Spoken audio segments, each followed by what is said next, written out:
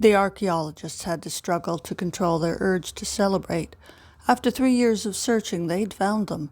In another age, they'd been discarded. Now they were vital to a very particular segment of society.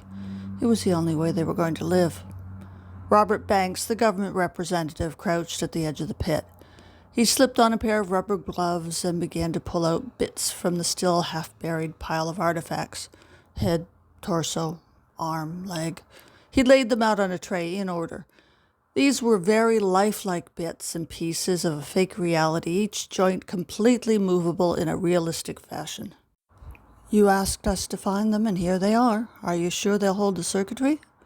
They'll have to.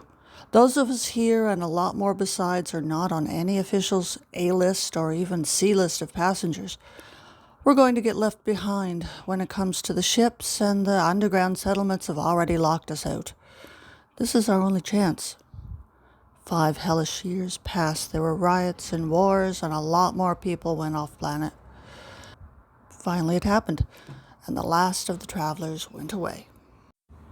Willa looked at the bright light in the night sky, knowing it was an impossibly big ship, a planet ship. She turned and walked along a small path and rode an elevator down.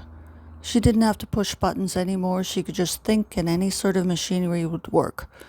Leaving the lift, she walked along a small hall and into the big room. The sleep room, they called it. It was huge. There was her body behind glass.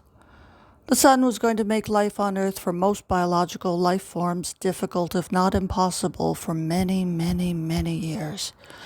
This period would end, but only after centuries. The powers that be had labeled them extras, artists, lovers of history, people with educations, but not a lot of practical use. For the next 500 years or so, her mind would remain downloaded into the body of this doll. When life became livable again, she would upload herself back into the body. She would then finally be able to have a normal life. She would give birth and live for the future. Looking from her body to her new face reflected in the glass, she wondered would she ever give a doll like this to her child to play with? No,